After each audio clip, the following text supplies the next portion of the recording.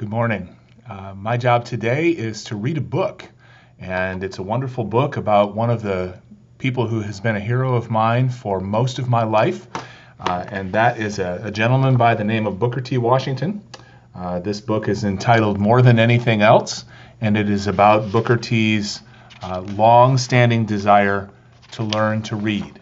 So, join me if you will. I'm going to have to wear glasses because I'm getting old. Before light, whilst the stars were still twinkling, Papa, my brother John, and I leave our cabin and take the main road out of town. We're headed to work. The road hugs the ridge between the Kanawha River and the mountain. We travel it by lantern. My stomach rumbles, for we had no morning meal. But it isn't really a meal I want, though I probably wouldn't turn one down.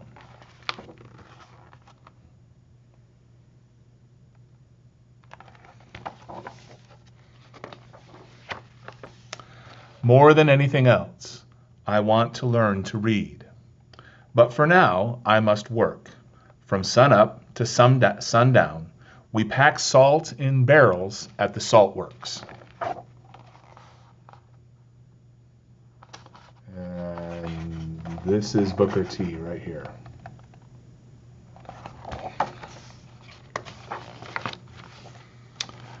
A white mountain of salt rises above Papa's head. All day long we shovel it, but it refuses to grow any smaller. We stop only to grab a bite, sweet potatoes, and corn cakes that Papa has brought along in his coat pocket. As I eat every crumb of my meal, I stare at the white mountain. Salt is heavy and rough. The shiny white crystals leave cuts in your hands, your arms, your legs, and in the soles of your feet.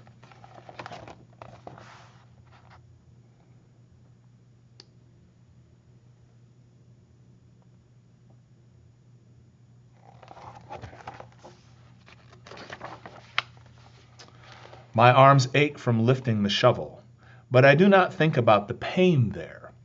I think about the hunger still in my head. Reading. I have seen some people, young and old, do it. I am 9 years old, and I know if I had the chance, I could do it too. I think there is a secret in those books.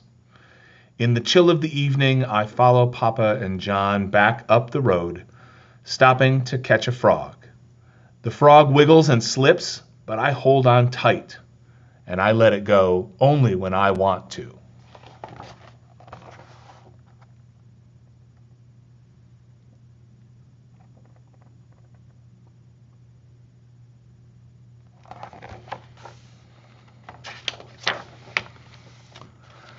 There is something different about this place where we live now.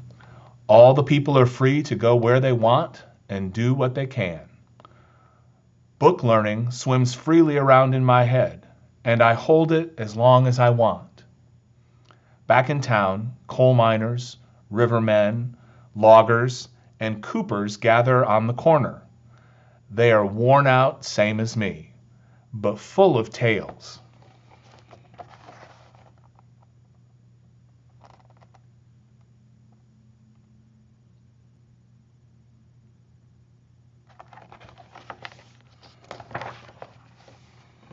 I see a man reading a newspaper aloud, and all doubt falls away.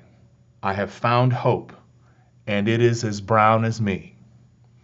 I see myself, the man, and as I watch his eyes move across the paper, it is as if I know what the black marks mean, as if I am reading, as if everyone is listening to me, and I hold that thought in my mind.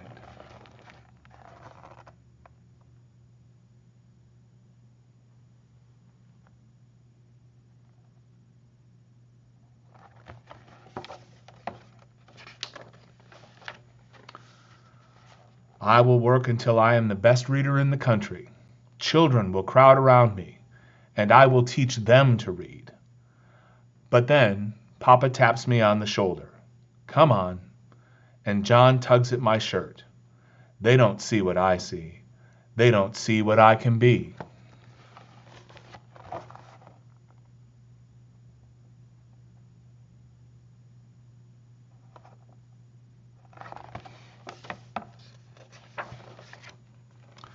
We hurry home. Mama, I have to learn to read, I say. She holds my hand and feels my hunger racing fast as my heart.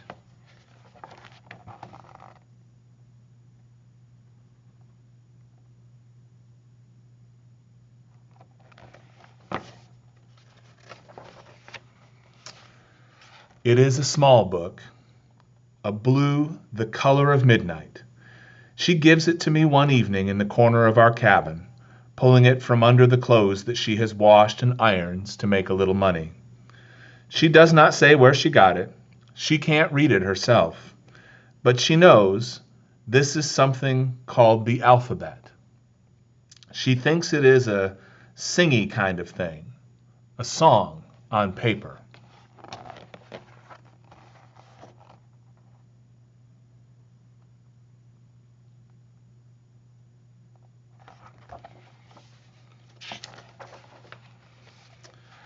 After work, even though my shoulders still ache and my legs are stained with salt, I study my book.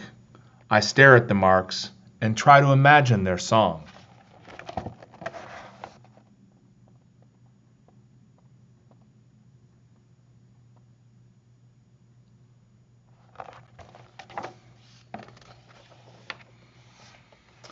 I draw the marks on the dirt floor and try to figure out what sounds they make, what story their picture tells. But sometimes I feel I am trying to jump without legs, and my thoughts get slippery, and I can't keep up with what I want to be, and how good I will feel when I learn this magic, and how people will look up to me. I can't catch the tune of what I see. I get a salt shovel in pain, and I feel my dreams are slipping away. I've got to find him, that newspaper man.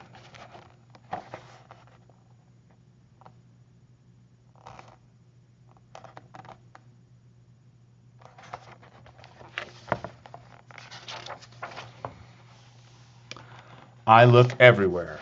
Finally, I find that brown face of hope.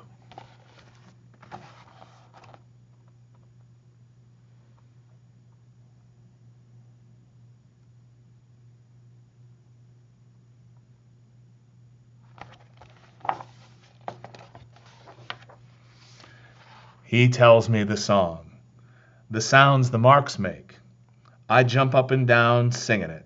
I shout and laugh like when I was baptized in the creek. I have jumped into another world, and I am saved.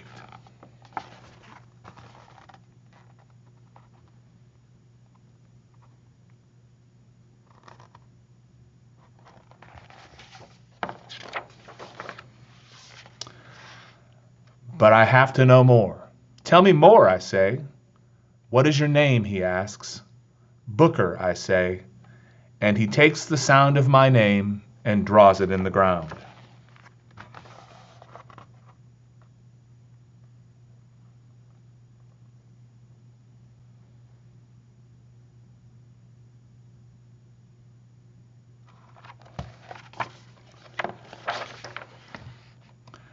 I linger over that picture. I know I can hold it forever.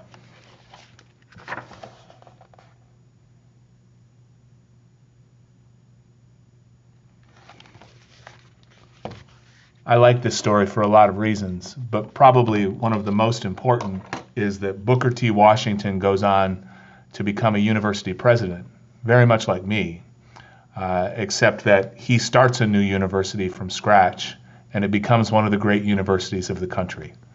So that's one of the reasons he's always been a hero of mine. Bye.